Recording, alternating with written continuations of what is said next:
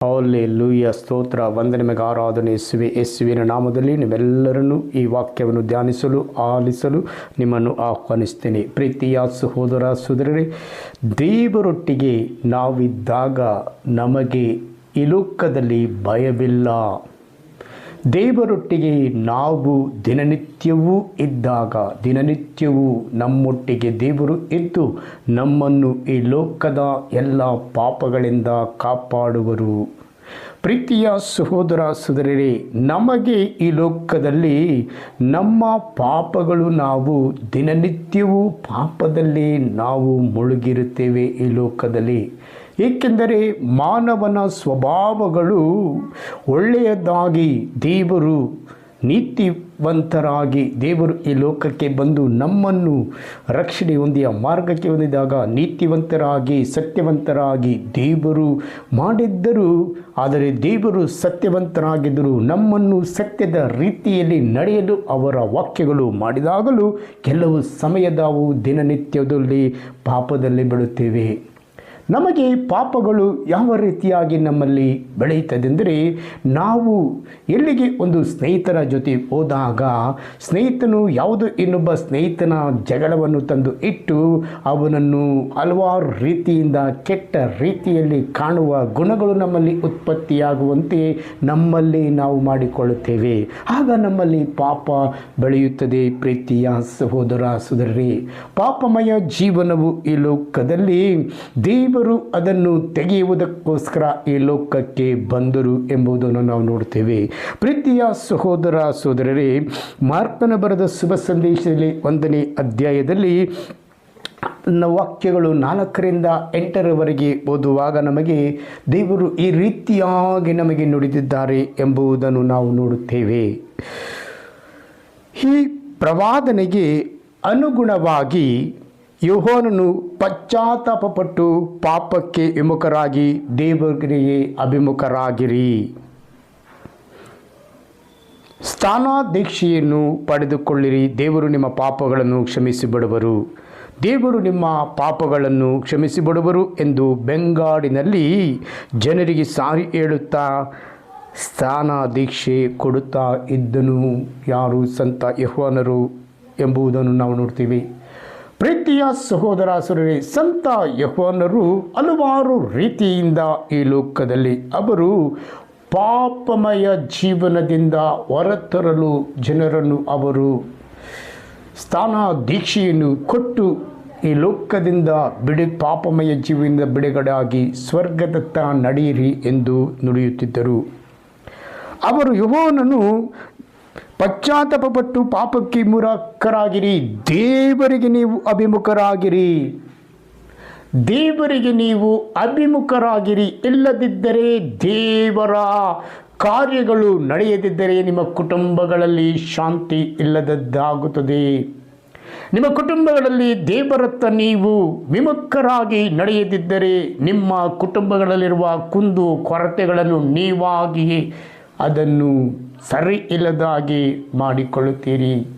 ಪ್ರೀತಿಯ ಸಹೋದರ ಸಹೋದರರೇ, ನೀವು ಅಭಿಮುಖರಾಗದಿದ್ದರೆ ನಿಮ್ಮ ಕಾರ್ಯಗಳು ಸರಿಯಾಗಿ ನಡೆಯದೇ ಇರುವುದನ್ನು ನೋಡ್ತೀರಿ.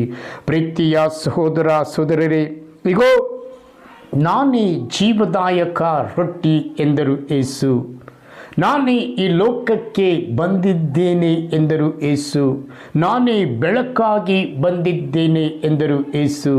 ಇಗೋ ನನ್ನ ರಕ್ತವು ನಿಮ್ಮೆಲ್ಲರಿಗೋಸ್ಕರ ಸುರಿಸಲ್ಪಡುವುದು ಎಂದರು ಯೇಸು. ಇಗೋ ನಾನು ಮುಳ್ಳಿನ ಕಿರೀಟವನ್ನು ನಿಮ್ಮೆಲ್ಲರಿಗೋಸ್ಕರ ನನ್ನ ತಲೆಯ ಮೇಲೆ ಒತ್ತಿದರು ಎಂಬುದನ್ನು ನಾವು ನೋಡ್ತೇವೆ. ಆದರೆ ಅವರು ನಮ್ಮೆಲ್ಲರ ಪಾಪಗಳಿಗೋಸ್ಕರ ಇಷ್ಟು ಸಹನೆಯಿಂದ ಅವರು ಜೀವಿಸಿದರು ಈ ಲೋಕದಲ್ಲಿ ಮಾನವನಾಗಿ. ಎಂದರೆ ನಾವು ಮಾನವರಾಗಿ ಜೀವಿಸಬೇಕಾದರೆ ದೇವರ ಹತ್ತಿರ ಯೇಸುವಿನೊಟ್ಟಿಗೆ ನಾವು ಒಂದಾಗಬೇಕು. ಯೇಸುವಿನಲ್ಲಿ ದಿನನಿತ್ಯವೂ ಯಾರು ಒಂದಾಗುತ್ತಾರೋ ಅವರು ಭಾಗ್ಯವಂತರು. ಅವರ ಪಾಪಗಳು ತೊಳೆಯಲ್ಪಡುವುದು. ಯಾರು ಮುಂಜಾನೆಯಲ್ಲಿ ಎದ್ದು ಅವರು ನನ್ನ ಹತ್ತಿರ ಬಂದು ಅವರ ಪಾಪಗಳಿಗೆ ಕ್ಷಮೆಯನ್ನು ಕೇಳಿದಾಗ ಕ್ಷಮೆಯನ್ನು ನೀಡುವೆನು ಎಂದು ದೇವರು ಹೇಳ್ತಾರೆ. ಪ್ರೀತಿಯ ಸಹೋದರ ಸಹೋದರರೇ, ಈ ಲೋಕದಲ್ಲಿರುವ ಪ್ರತಿಯೊಬ್ಬ ಜನರಲ್ಲಿಯೂ ಕುಂದು ಕೊರತೆಗಳು ಇದ್ದೇ ಇದೆ. ಆದರೆ ಅದನ್ನು ಸರಿಯಾದ ರೀತಿಯಲ್ಲಿ ಮಾಡಬೇಕಾದರೆ ದೇವರೊಟ್ಟಿಗೆ ಅವರು ಇರಬೇಕು. ದೇವರೊಟ್ಟಿಗೆ ಇದ್ದಾಗ ದೇವರು ಸರಿಯಾದ ರೀತಿಯಲ್ಲಿ ಅವರನ್ನು ಮುನ್ನಡೆಸಲು ಅವರೇ ಅವರಿಗೆ ಸಹಾಯಕರಾಗಿ ಇರುತ್ತಾರೆ. ಅವರು ಪ್ರವಾದನೆಗಳನ್ನು ವಾಗ್ದಾನಗಳನ್ನು ನುಡಿದಾಗ ವಾಗ್ದಾನಗಳು ನೆರವೇರದಿದ್ದಾಗ ನಿಮ್ಮಲ್ಲೇ ಕುಂದು ಕೊರತೆಗಳು ಪ್ರಾರಂಭವಾಗುತ್ತದೆ. ನಿಮ್ಮಲ್ಲೇ ನಿಮ್ಮ ಕೆಲಸ ಕಾರ್ಯಗಳಲ್ಲಿ ಕುಂದುಕೊರತೆಗಳು, ನಿಮ್ಮ ಎಲ್ಲ ರೀತಿಯ ಕಾರ್ಯಗಳಲ್ಲಿ ಕುಂದುಕೊರತೆಗಳು, ಸಭೆಗೆ ಹೋಗುವುದರಲ್ಲಿ ನಿನ್ನ ಕುಂದುಕೊರತೆಗಳು ನೀನು ಕಾಣುವೆ. ಯಾಕೆಂದರೆ ಪ್ರೀತಿಯ ಸಹೋದರ ಸಹೋದರರೇ, ದೇವರು ಅಟ್ಟಿ ನಾವು ಹುಡುಕಿ ಹೋದಾಗ ದೇವರು ನಮ್ಮನ್ನು ಹುಡುಕಿಕೊಂಡು ಬಂದು ನಮ್ಮನ್ನು ಶುದ್ಧಗೊಳಿಸುವರು. ಈ ಲೋಕದಿಂದ ನಮ್ಮನ್ನು ಕಾಪಾಡುವರು. ಈ ಲೋಕದಲ್ಲಿರುವ ಎಲ್ಲ ರೀತಿಯ ಬಂಧನಗಳಿಂದ, ಅಂದರೆ ಯಾರು ನೋಡಿ, ಬಂಧನಗಳಿಂದ ಎಷ್ಟು ಜನ ಈ ಲೋಕದಲ್ಲಿ ಕುಟುಂಬಗಳಲ್ಲಿ ಬಂಧನಗಳಿದೆ. ಎಷ್ಟೋ ಜನರು ಜೈಲಿನಲ್ಲಿ ಬಂಧನದಲ್ಲಿ ಇದ್ದಾರೆ. ಅವರು ಜೈಲಿನಲ್ಲಿ ಹೋಗಿ ಒಂದು ತಪ್ಪು ಮಾಡಿ ಪಾಪದಲ್ಲಿ ಬಿದ್ದು ಆ ಪಾಪವು ಅವರನ್ನು ಬಿಡದೆ ಅವರನ್ನು ತಾಂಡವಾಡುತ್ತಿರುತ್ತದೆ. ಅವರ ಇದ್ದ ಸ್ಥಳಗಳಲ್ಲಿ ಜೈಲಿನಲ್ಲಿ. ಪ್ರೀತಿಯ ಸಹೋದರ ಸೋರಿ, ಅಂಥವರು ಈ ಸಮಯದಲ್ಲಿ ಜೈಲಿನಲ್ಲಿರುವ ಕೈದಿಗಳು ಯೇಸುವಿನ ನಾಮದಲ್ಲಿ ಅವರು ಮಾಡಿದ ಪಾಪಗಳನ್ನು ಕ್ಷಮಿಸಿ ಪುನಃ ಅವರು ವಾಪಸ್ ಬಂದು ಅಲ್ಲಿ ಶುದ್ಧರಾಗಿ ಒಳ್ಳೆಯ ಕುಟುಂಬ ನಡೆಸುವ ಮಕ್ಕಳಾಗಿ ಮಾರ್ಪಡಬೇಕು ಯೇಸುವೆ ಎಂದು ನಾವು ಪ್ರಾರ್ಥನೆ ಮಾಡೋಣ. ಪ್ರೀತಿಯ ಸಹೋದರ ಸಹೋದರರೇ, ಅವರಿಗೆ ಅರಿತೋ ಜ್ಞಾನ ಇದ್ದೋ ಜ್ಞಾನವುಳ್ಳವರಾಗಿಯೋ ಕೆಲವು ಸಮಯ ಯೌವನದ ವಯಸ್ಸಿನಲ್ಲಿಯೂ ಕೋಪ ಬಂದಾಗ ತಪ್ಪು ಮಾಡಿ ಪಾಪದಲ್ಲಿ ಬಿದ್ದು ಎಷ್ಟೋ ಜನ ಈ ಲೋಕದಲ್ಲಿ ಇದ್ದಾರೆ. ಪ್ರೀತಿಯ ಸಹೋದರ ಸಹೋದರರೇ, ಅವರು ಒಂದೇ ನಿಮಿಷದಲ್ಲಿ ಕುಟುಂಬದಲ್ಲಿ ಇರುವ ಅಣ್ಣ ತಮ್ಮಂದರು, ಅಕ್ಕ ತಂಗಿಯರು, ಗಂಡ ಹೆಂಡತಿ ಒಂದೇ ನಿಮಿಷದಲ್ಲಿ ಅವರು ಕೋಪ ಮಾಡಿಕೊಂಡು ಬೇರೆ ಬೇರೆ ಬಿಡಿಯಾಗಿ ಅಂಥ ಸಮಯಗಳಲ್ಲಿ ಸೈತಾನನು ಅವರಲ್ಲಿ ಉಕ್ಕಿ ಪಾಪಮಯ ಜೀವನಕ್ಕೆ ಬಿಡುವಂತೆ ಮಾಡಿ ಎಷ್ಟೋ ವರ್ಷಗಳು ಅವರನ್ನು ಮಾತನಾಡದೆ ಮಾಡುವ ಸಂದರ್ಭಗಳು ಈ ಲೋಕದಲ್ಲಿ ತಾಂಡವಾಡುತ್ತಿದೆ. ಪ್ರೀತಿಯ ಸಹೋದರ ಸಹೋದರರೇ, ಅದಕ್ಕಾಗಿ ನಾವು ಪ್ರಾರ್ಥಿಸಿದಾಗ ದಿನನಿತ್ಯವೂ ಪ್ರಾರ್ಥನೆ ಮಾಡುವ ಮಕ್ಕಳಾಗಿ ಪಾಪಮಯ ಜೀವಿತದಲ್ಲಿ ಬಿದ್ದಿರುವ ಮಕ್ಕಳು ಬಿಡುಗಡೆಯಾಗಬೇಕಾದರೆ, ಸೈತಾನನ ಶಕ್ತಿಗಳು ಬಿಡುಗಡೆಯಾಗಬೇಕಾದರೆ ನಮ್ಮ ಬಾಯಲ್ಲಿ ಸ್ತುತಿ ಗೀತೆಗಳು, ನಮ್ಮ ಬಾಯಲ್ಲಿ ಪ್ರಾರ್ಥನಾ ಪ್ರವಚನಗಳು, ದೇವರ ಪ್ರವಚನಗಳು ನುಡಿದಾಗ ಅದು ತುಂಬ ಕಾರ್ಯಗಳನ್ನು ಮಾಡುತ್ತದೆ ಎಂದು ನಾನು ಹೇಳಬಲ್ಲೆ. ಪ್ರೀತಿಯ ಸಹೋದರ ಸಹೋದರರೇ, ಹಲ್ಲೆಲೂಯಾ, ದೇವಾದ ದೇವನೇ ಸ್ತೋತ್ರ. ಅಕಟಂಬಲ ಕರಬ ಶಿಕಿರಬ ಜಿಯ ತುರಲ ಕರಬ. ಓ ದೇವನೇ, ನಿಮಗೆ ಸ್ತೋತ್ರ, ವಂದನೆ, ನಿಮಗೆ ಆರಾಧನೆ ಇಸುವೆ. ಅಪಾ ತಂದೆಯೇ, ಸಂತ ಯೋಹಾನರು ಸ್ವಾಮಿ ಅವರು ತನ್ನ ಜ್ಞಾನಸ್ಥಾನವನ್ನು ಅಪ್ಪ ಅವರು ಕೊಡಬೇಕಾದರೆ ಸ್ವಾಮಿ, ಪ್ರೀತಿಯ ಸಹೋದರ ಸಹೋದರರೇ, ಅವರು ಈ ಲೋಕದಲ್ಲಿ ಹುಟ್ಟಿದಾಗ ಅವರು ಕಾಡು ಜೇನು ಮಿಡತೆಗಳು ಈ ಲೋಕದಲ್ಲಿ ತಂದು ಜೀವಿಸಿದರು, ಈ ಲೋಕದಲ್ಲಿ ಸಾಕ್ಷಿಯಾಗಿ ಇದ್ದರು ಎಂಬುದನ್ನು ನಾವು ನೋಡುತ್ತೇವೆ. ಪ್ರೀತಿಯ ಸಹೋದರ ಸಹೋದರಿ, ಅವರು ಒಂದು ಬಟ್ಟೆಯಿಲ್ಲದೆ ಒಂದು ಗೋಣಿ ತಟ್ಟನ್ನು ಸೊಂಟಕ್ಕೆ ಕಟ್ಟಿಕೊಂಡು ಅವರು ಅಲ್ಲಿದ್ದ ಜನರಿಗೆ ಹೋಗಿ ಓ ಯೇಸುವಿನ ಬಗ್ಗೆ, ದೇವರ ಬಗ್ಗೆ ಅವರು ತಿಳಿಸಿದಾಗ ಜನರು ಓಡೋಡಿ ಬಂದು ಅವರ ಹತ್ತಿರ, ಪ್ರೀತಿಯ ಸಹೋದರ ಸಹೋದರರೇ, ಅವರಲ್ಲಿ ಬಂದು ಅವರು ದೀಕ್ಷಾ ಸ್ಥಾನವನ್ನು ಪಡೆದುಕೊಂಡು ಅವರು ಭಾಗ್ಯವಂತರಾಗಿ ಈ ಲೋಕದ ಪಾಪಗಳಿಂದ ಬಿಡುಗಡೆಯಾಗಿ, ಈ ಲೋಕದ ವೇದನೆಯಿಂದ ಬಿಡುಗಡೆಯಾಗಿ, ಈ ಲೋಕದ ಶಾಪಗಳಿಂದ ಬಿಡುಗಡೆಯಾಗಿ, ಈ ಲೋಕದ ದುಃಖದಿಂದ ಬಿಡುಗಡೆಯಾಗಿ ಸಂತೋಷದಲ್ಲಿ ಅಂದು ಆ ಸಮಯದಲ್ಲಿ ಜನರು ಮಾರ್ಪಡುತ್ತಿದ್ದರು. ಆದರೆ ಈ ಲೋಕದಲ್ಲಿ ಭೂಮಿಯಿಂದ ಉತ್ಪತ್ತಿಯಾದ ಯಾವುದೇ ಆಹಾರವನ್ನು ಅವರು ತಿನ್ನದೆ ಮಿಡತೆಗಳು, ಜೇನು ಎಂಬುದನ್ನು ತಿಂದು ಅವರು ಅಂದು ಸಾಕ್ಷಿಯಾಗಿ ಸಂತ ಯೋಹಾನರು ಬಾಳಿದರು. ಆದರೆ ಸಂತ ಯೋಹಾನರು ಹುಟ್ಟಿ ಈ ಲೋಕದಲ್ಲಿ ಹುಟ್ಟುವ ಹುಟ್ಟಿ ಈ ಲೋಕಕ್ಕೆ ಯಾವ ರೀತಿಯಾಗಿ ಸಾಕ್ಷಿಯಾಗಿ ಮಾರ್ಪಟ್ಟರೋ ನಾವು ಸಹ ಅದೇ ರೀತಿಯಾಗಿ ಮಾರ್ಪಡಬೇಕು. ಪ್ರೀತಿಯ ಸಹೋದರ ಸಹೋದರರೇ, ನಾವು ದಿನನಿತ್ಯವೂ ನಮ್ಮಲ್ಲಿ ಯಾವುದೇ ರೀತಿಯಿಂದ ಕಾರ್ಯಗಳು ನಡೆಯಬೇಕಾದರೆ ಸಂತ ಯೋಹಾನರು ನೋಡಿ ಈ ವಾಕ್ಯವನ್ನು ಓದುತ್ತೇನೆ, ಕೇಳಿ. ಹಲ್ಲೆಲೂಯಾ. ಜುದೇಯ ಪ್ರಾಂತ್ಯದ ಎಲ್ಲೆಡೆಗಳಲ್ಲಿಯೂ ಜೆರುಸಲೇಮಿನಲ್ಲಿಯೂ ಜನರು ಆತನ ಬಳಿಗೆ ಹೋಗುತ್ತಿದ್ದರು. ಎಲ್ಲಿಂದ? ಜುದೇಯ ಪ್ರಾಂತ್ಯದ ಎಲ್ಲೆಡೆಗಳಿಂದಲೂ ಜೆರುಸಲೇಮಿನಿಂದಲೂ ಜನರು ಆತನ ಬಳಿಗೆ ಹೋಗುತ್ತಿದ್ದರು ಎಂಬುದನ್ನು ನಾವು ನೋಡ್ತೇವೆ. ಅವರು ತಮ್ಮ ಪಾಪಗಳನ್ನು ಒಪ್ಪಿಕೊಳ್ಳುತ್ತಾ ಜೋರ್ದಾನ್ ನದಿಯಲ್ಲಿ ಆತನಿಂದ ಸ್ನಾನಾದೀಕ್ಷೆ ಪಡೆದುಕೊಳ್ಳುತ್ತಿದ್ದರು. ಯೋಹಾನನು ಒಂಟೆಯ ತುಪ್ಪಟದ ಹೊದಿಕೆಯನ್ನು ಒಯ್ದು ಸೊಂಟಕ್ಕೆ ತೊಗಲಿನ ನಡು ಪಟ್ಟಿಯನ್ನು ಕಟ್ಟಿಕೊಳ್ಳುತ್ತಿದ್ದನು. ನೋಡಿ, ನಾನು ಆಗಲೇ ಹೇಳಿದೆ ನಿಮಗೆ, ಆತನು ಸೇವಿಸುತ್ತಿದ್ದೇನು?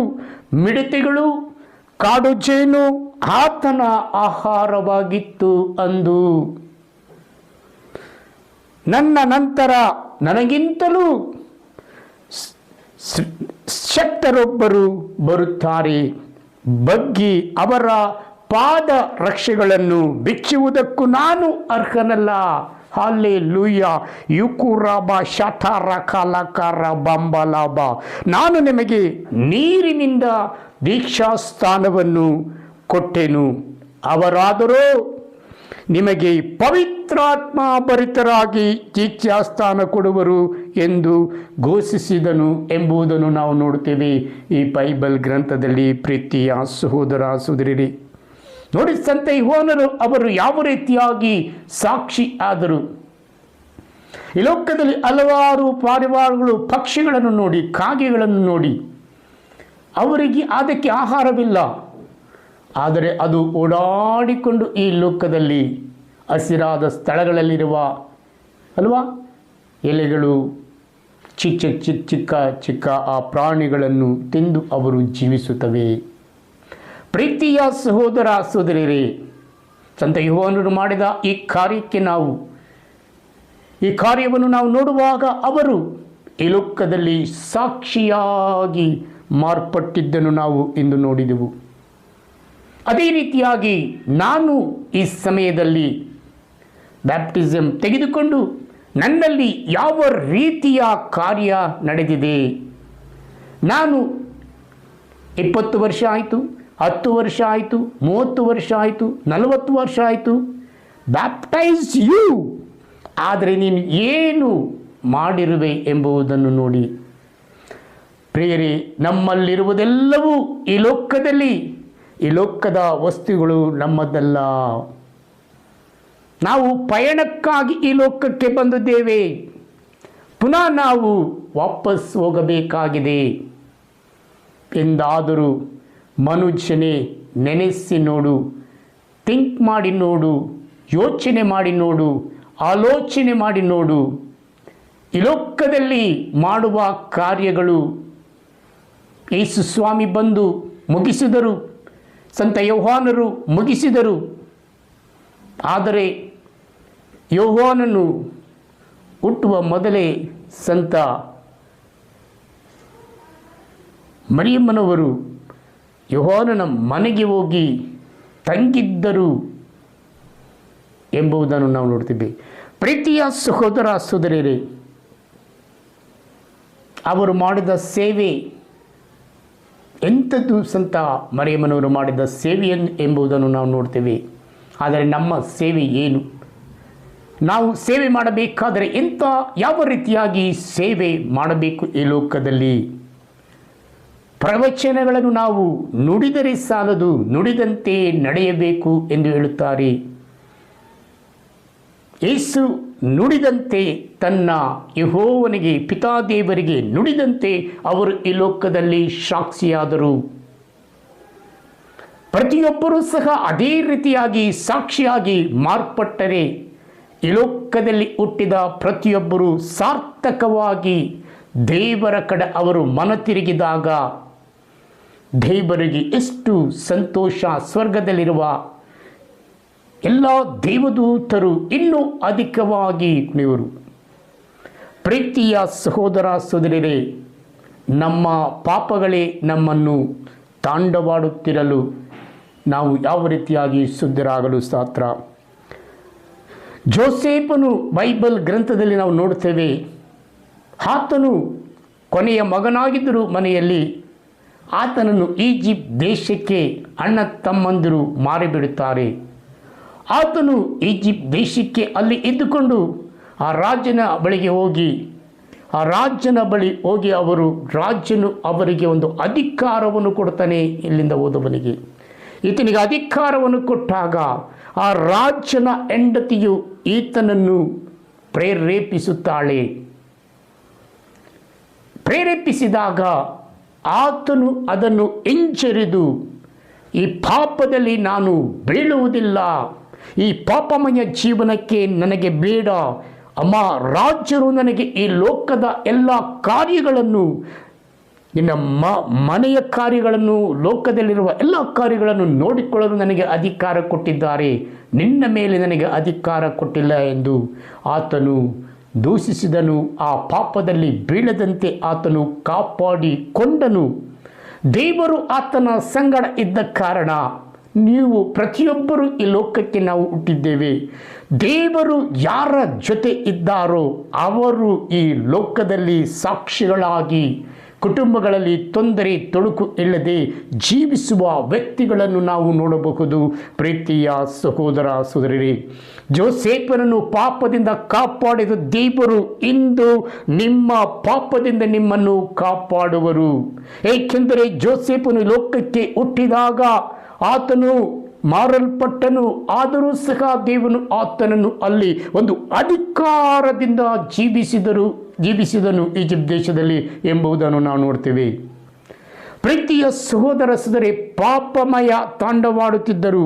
ಆತನೂ ಸಹ ನಮ್ಮಂಥ ಮನುಷ್ಯನೇ, ಆದರೆ ಯಾವ ರೀತಿಯಾಗಿ ಆತನು ಸಾಕ್ಷಿಯಾದನು ಎಂಬುದನ್ನು ನಾವು ನೋಡ್ತೇವೆ. ಪ್ರೀತಿಯ ಸಹೋದರ ಸಹೋದರಿ, ನಾವು ಸಹ ಜೋಸೇಫನಂತೆ ದೃಢ ವ್ಯಕ್ತಿಗಳಾಗಿ ನಾವು ಮಾರ್ಪಡಬೇಕಾದರೆ ದೇವರೊಟ್ಟಿಗೆ ನಾವು ಇರಬೇಕು. ಜೋಸೇಫನಂತೆ ಪ್ರತಿ ದಿನವೂ ದೇವರೊಟ್ಟಿಗೆ ಇರಬೇಕು, ದೇವರ ಕಾರ್ಯಗಳಲ್ಲಿ ನಿರತರಾಗಿರಬೇಕು ಎಂಬುದು ನಮಗೆ ಜೋಸೇಫನ ಮುಖಾಂತರ ಗೊತ್ತಾಗುತ್ತದೆ. ಪ್ರೀತಿಯ ಸಹೋದರ ಸಹೋದರರೇ, ದುಂದುಗಾರನ ಮಗನ ಹತ್ತಿರ ನಾವು ಕತೆಗೆ ಹೋದಾಗ ಈ ದುಂದುಗಾರನ ಮಗನೂ ಸಹ ಆ ಇಬ್ಬರು ಮಕ್ಕಳಲ್ಲಿ ಒಬ್ಬ ಮಗನು ಮತ್ತು ಆಸ್ತಿಯನ್ನು ಕೇಳಿದಾಗ ತಂದೆ ತನ್ನ ಆಸ್ತಿಯನ್ನು ಮಗನಿಗೆ ಕೊಟ್ಟು ಬಿಡುತ್ತಾರೆ.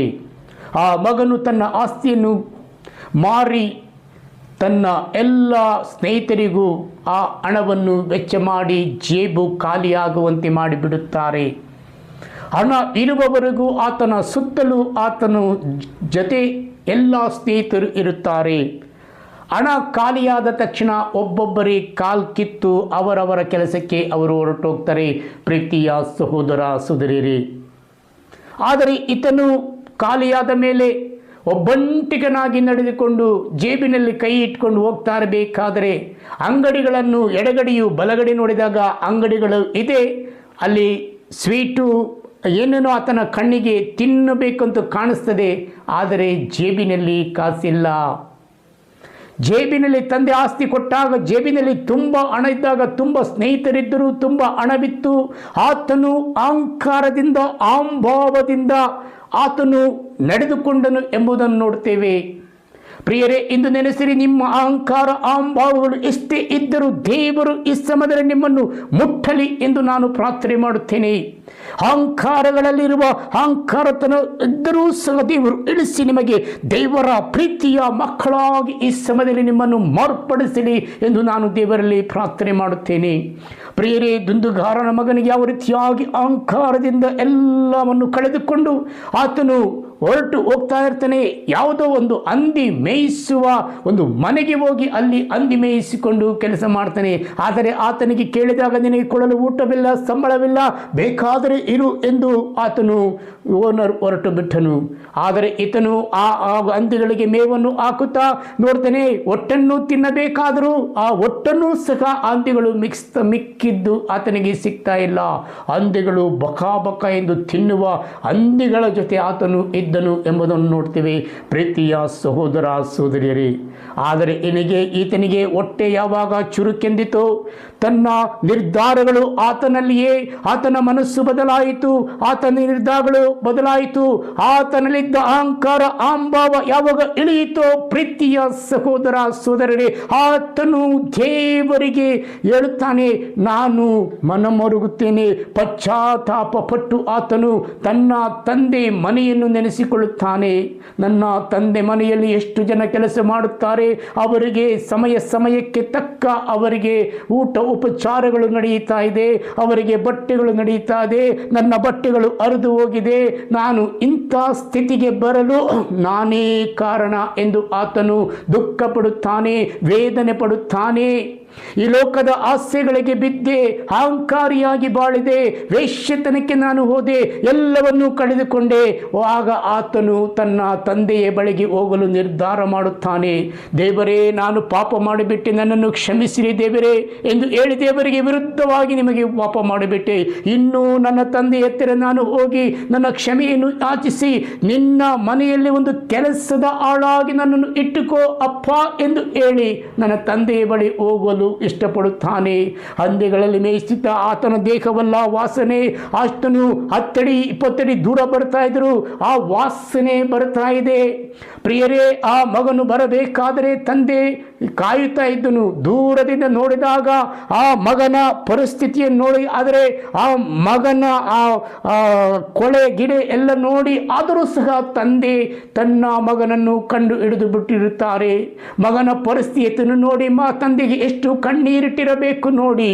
ಆದರೆ ಆ ಮಗನು ದೂರದಲ್ಲೇ ಬರಬೇಕಾದರೆ 2 ಕರಗಳನ್ನು ಚಾಚಿ ತಂದೆಯು ಓಡಿ ಹೋಗಿ ಆ ಮಗನ ವಾಸನೆ ಏನು ದುರ್ವಾಸನೆಯನ್ನು ನೋಡದೆ ಅಪ್ಪಿಕೊಂಡು ತಂದೆ ಮುದ್ದಿಡುತ್ತಾನೆ ಮಗನಿಗೆ.